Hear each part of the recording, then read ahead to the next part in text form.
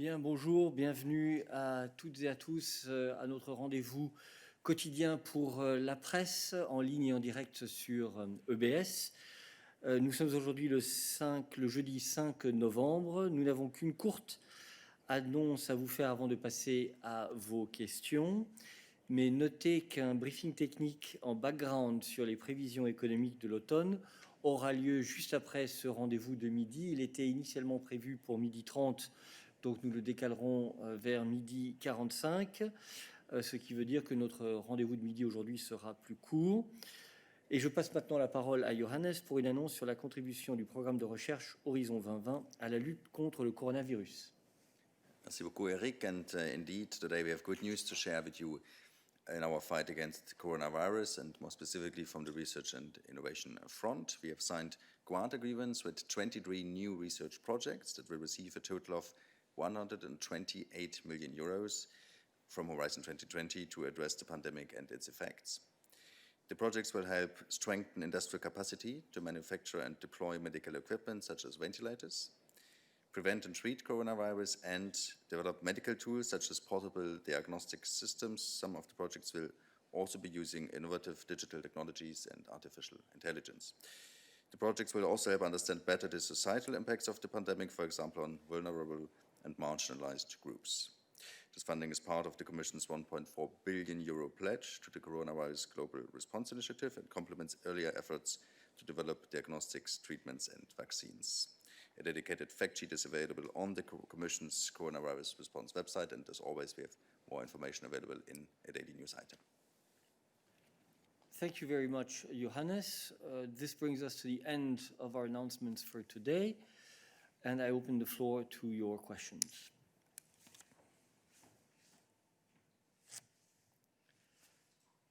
Cerise, bonjour, tu as la parole. Vous m'entendez? Tout à fait. Ah, super. J'avais une question sur l'annonce d'hier sur les Philippines. Vous parliez d'un lancement, d'un déblocage d'aide humanitaire pour aider les Philippines après le passage du typhon. Je voulais savoir si on pouvait avoir plus d'informations. Merci.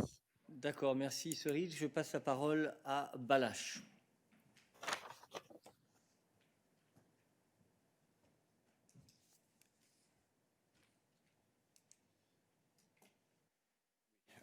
Bonjour.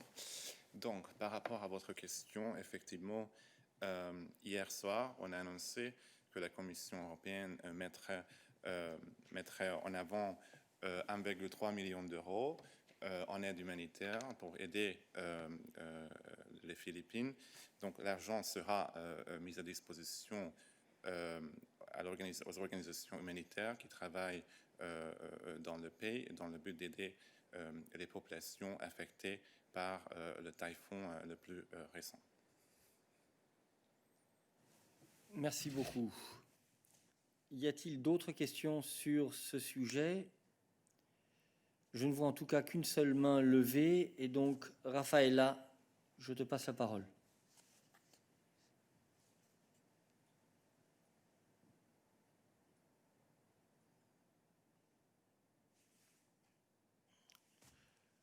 Nous ne pouvons pas t'entendre. Il faut appuyer sur Speak, ou peut-être que c'est la source de ton micro qui n'est pas la bonne. Yes. Okay, I hope you can hear me now. Okay, wonderful. Thank you. Eric, I have a question following the terror attack in Austria. Today we know that Slovakia warned Austrian authorities in summer that the terrorists tried to buy munition in Slovakia. With this said, Austrian Chancellor Kurz today in the German newspaper FAZ overall is calling the EU level to stronger counteract Islamic terrorism. And he's also talking about, let's translate it like that, misunderstood tolerance towards political Islam in the EU. Is he right?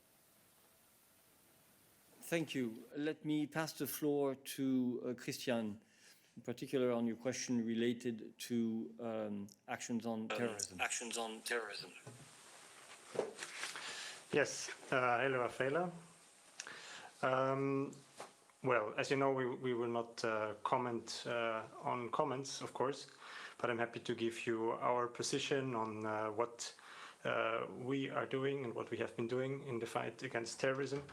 The security of those living in Europe is, of course, a key priority for the Commission and a key element to foster trust and cohesion in our society. Fighting terrorism is a priority in the EU Security Union strategy for the years 2020 to 2025. We have already taken action to counter terrorism in all its forms, from preventing radicalization to reducing terrorists' access to weapons and financing to enhancing information exchange and police cooperation. The fight against terrorism will be discussed at the next meeting of the Justice and Home Affairs Ministers on 13th November, and the Commission will, of course, take actively part in these discussions. You were asking also about the buying of ammunition in Slovakia. I mean, we will, of course, not comment on the individual case. We have seen the reports, and in general, it is for national authorities to follow up on such exchanges of information. From the EU side, of course, Europol can provide operational support, and Europol is actively providing support and fully involved in the follow-up investigation. Europol investigators are present in Vienna to assist the Austrian authorities and are in constant contact with the Slovakian authorities. Thank you, Christian. Thank you. Are there other questions for Christian on this issue? That does not seem to be the case. Other questions for Christian on rule of law? No. I open the floor to other issues. Augustin.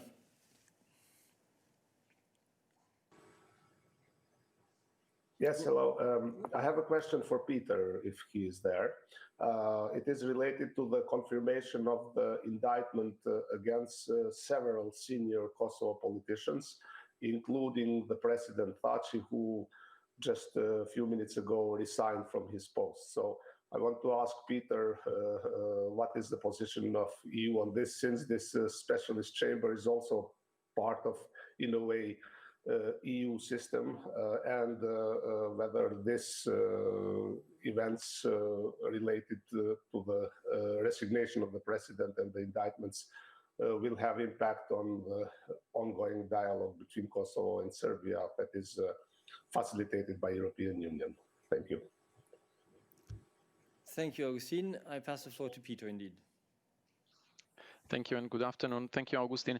Well, these things were just announced a few minutes ago, so you know that usually we don't comment with substantial reactions on breaking news. But as for the individual charges or indictments, we have always refrained from commenting on individual cases as well as on ongoing proceedings and operations by the Special Prosecutor's Office. So we took, of course, note of the announcements, of the latest announcements in this regard, and we continue to monitor related developments in Kosovo, and we will get back to you with a more substantial reaction later on. Thank you. Are there other questions for Peter on this issue? I do not see any, so let's stay on foreign affairs. I see that Odile. Odile, tu as levé la main. Je t'en prie. Oui, bonjour. Merci, Eric.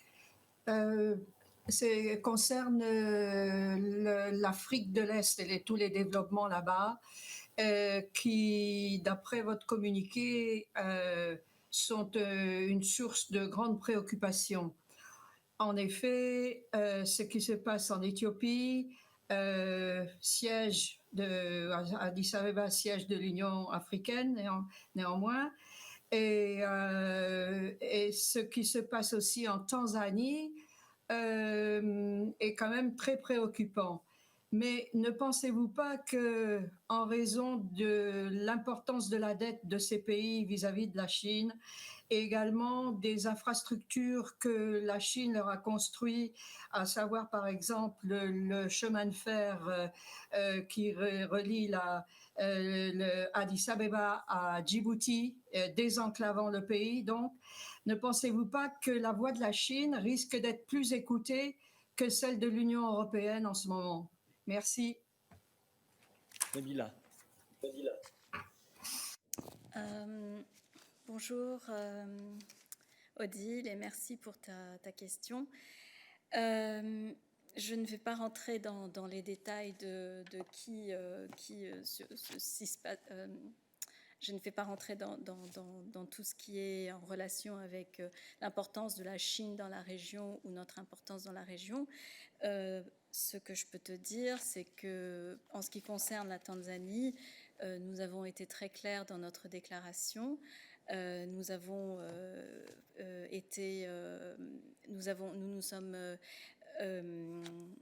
comment dire, nous avons dès le 2 novembre dernier publié une déclaration dans laquelle nous avons parlé de ce qui se passe en Tanzanie et nous avons dit que le Tanzanian National Electoral Commission and Zanzibar Electoral Commission ont déclaré les résultats des élections que nous avons suivis. Les élections étaient bien organisées, étaient peaceful, comme je ne sais pas comment on dit en français, et donc dans plusieurs parties du pays. Ceci dit, l'Union européenne a noté avec regret qu'il y avait quelques problèmes au niveau des états des réseaux sociaux et donc que ceci nous préoccupe. En ce qui concerne l'Éthiopie, tu auras remarqué que nous sommes également nous avons également réagi. Le haut représentant lui-même a réagi dernièrement. Nous suivons les événements qui se déroulent en Éthiopie, en particulier l'action militaire autour du Tigré, avec une profonde inquiétude. Toutes les parties doivent réagir et agir pour réduire les tensions et désamorcer la situation, sans quoi elle risque de déstabiliser le pays ainsi que la région dans son ensemble.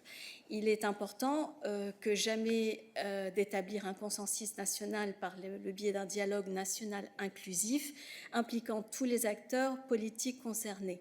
Tel était le message clé du HRVP lundi. L'Union européenne est fermement résolue à soutenir les réformes engagées en Éthiopie sous le gouvernement du Premier ministre Abiy et affirme que la seule manière de garantir le succès de ces initiatives est de maintenir l'état de droit tout en respectant les droits de l'homme. Cela garantira également la possibilité d'organiser des élections libres, équitables et crédibles en 2021. Voilà ce que je peux te dire sur la situation. Merci. Et si je peux rajouter un mot, Odile, de manière plus générale, je dirais que la première chose, c'est il revient aux Africains, et notamment de ces pays, de décider qui ils souhaitent écouter. Nous ne sommes pas dans une espèce de course à l'échalote pour savoir qui doit être écouté et qui ne doit pas être écouté. Il n'y a pas de monopole de quelque acteur que ce soit d'ailleurs l'Union européenne, la Chine ou quelque autre pays tiers ou région tiers dans le dialogue avec l'Afrique. Pour notre part, depuis que la présidente von der Leyen et sa commission et son collège ont pris leurs fonctions, nous avons engagé un dialogue avec l'Afrique. Tu te souviendras que la première mission de la présidente a été justement au siège de l'Union africaine, qu'il y a eu ensuite une réunion du collège et que nous souhaitons bâtir avec l'Afrique un dialogue et une stratégie qui s'attaque aux défis communs que nous avons. Et nous espérons et nous pensons que sur le long terme, cela permettra d'avoir un dialogue riche entre l'Union européenne et l'Afrique, et un dialogue qui mènera à des résultats concrets. Merci. Je ne vois qu'une seule autre main levée pour le moment, et donc je passe la parole à Mose. Yes, thank you very much, Eric. I would also like to take the opportunity to ask Nabila a question about the recent virtual strategic dialogue between EU and Pakistan. I think it took place on Tuesday, and there was a joint communique or statement issued after that. And there was one question I have. I understand that EU raised concerns about legislation in Pakistan, death penalty and blasphemy legislation. So I wonder what was the reaction on part of Pakistan to that? Did you, let's say, agree on these issues? Thank you. Thanks for your question, Mose. I mean, we published a joint press release on the European Union Pakistan strategic dialogue. For the moment, it is the 5th round of the strategic dialogue. It was very clear what the position of both countries were. So I will not go beyond this press release, I'm afraid. Thanks. Thank you. Are there other questions for Nabila today? That does not seem to be the case, so I open the floor to non-foreign affairs issues. Thank you. Catherine, you had asked for the floor, I saw. Please go ahead. Hello. It is foreign affairs, but I don't think it's for Nabila. Okay, sorry, go ahead. I don't think it's for Nabila. I may be wrong. Okay, so there were reports in AFP that there have been recent demolitions by Israeli authorities in the Jordan Valley of structures, including EU-funded structures providing emergency healthcare.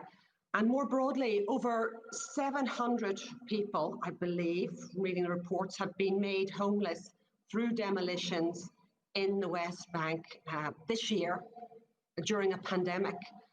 And I'm just wondering, other than condemning these actions, is there any way that the EU can appeal to Israeli authorities to stop these demolitions, and particularly given the pandemic and the danger that people are being put in by these illegal actions? Thank you, Catherine. This is a question for Peter. Thank you, Catherine. Indeed, I hope you've seen our latest statement on these unfortunate and regrettable demolitions, which took place most recently earlier this week.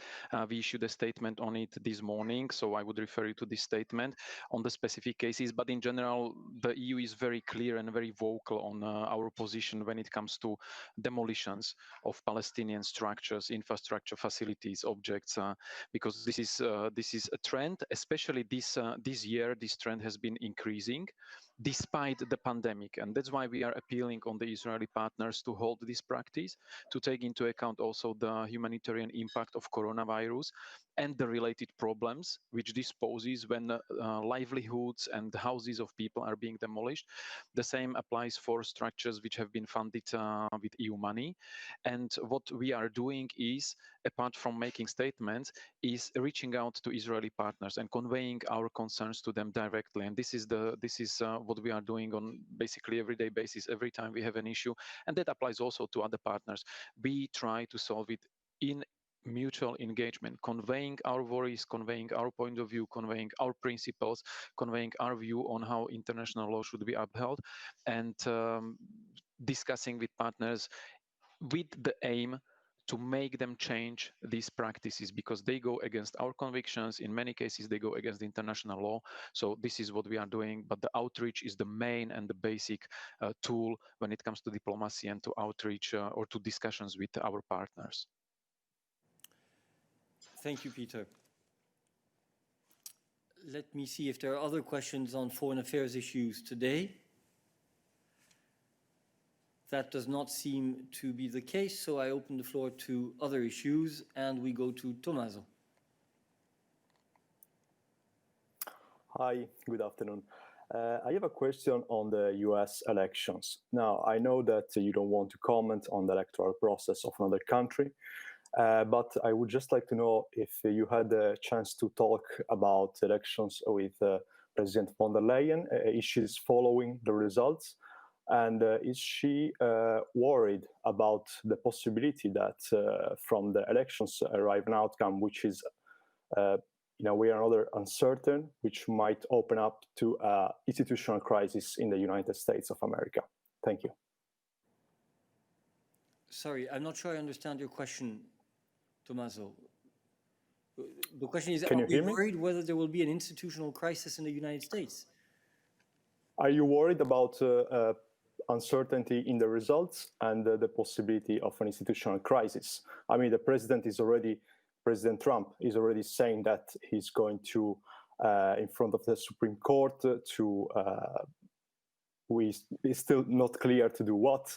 So are you following this situation, and what is your assessment? Thank you. Thank you. I can confirm that we are following the situation, the electoral process in the United States, and quite closely, because it is of obvious interest and relevance for the European Union. But for the rest, I can only reiterate what I said yesterday.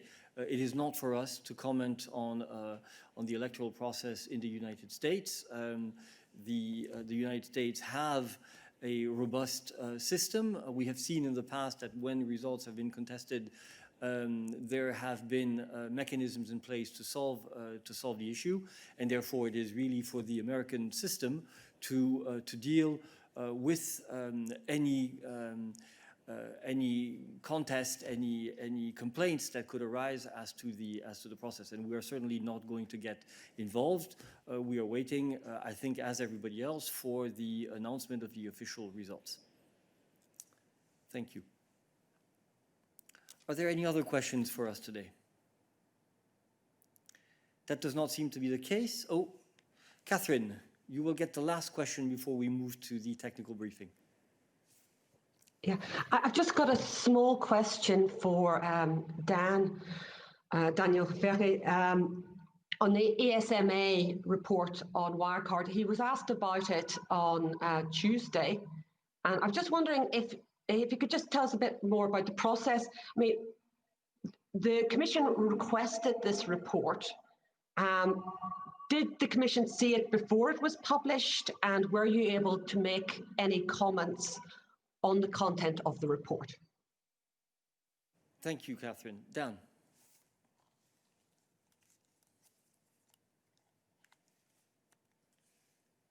We've lost you, Dan. There you Sorry, Eric, can you hear me now? Yes, go Great. Hi, Catherine.